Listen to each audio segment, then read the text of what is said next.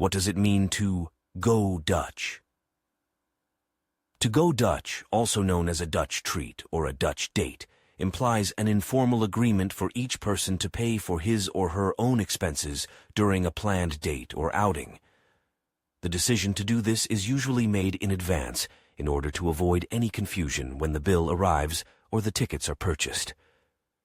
Under certain social and financial circumstances, the idea allows larger groups of friends or co-workers to enjoy a night on the town without the worry of one host footing the entire bill. During a romantic dating situation, however, the suggestion to go Dutch may not be as well received. Many people agree to going Dutch as a tactful way to level the financial playing field. One friend may feel uncomfortable with the idea of another friend in better financial shape always footing the bill. When two or more people agree to pay for their own bills, each is free to spend within his or her personal entertainment budget. Even if one person can afford to order the most expensive item on the menu, the rest of the group is not obligated to spend outside their own limits. When it comes to social dating, however, the idea of going Dutch is not universally accepted. Traditionally, the person who invites a companion for dinner or other entertainment is obligated to pick up the entire tab.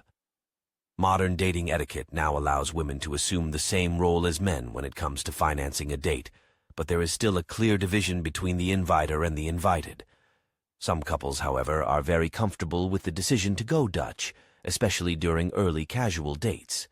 By agreeing on a Dutch date, neither party feels obligated or indebted romantically to the other party for picking up the entire bill.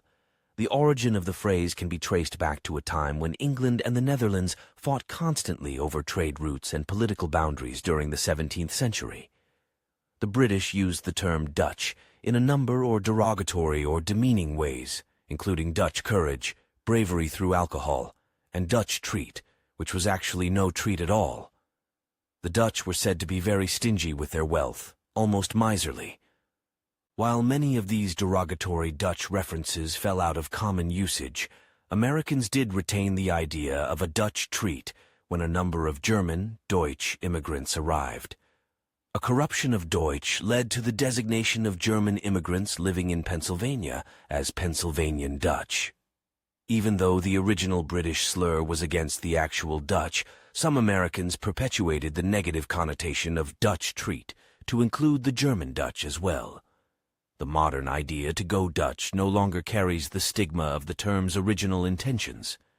It is simply a recognized bit of social jargon which allows each party to know the financial arrangements of a date or social outing.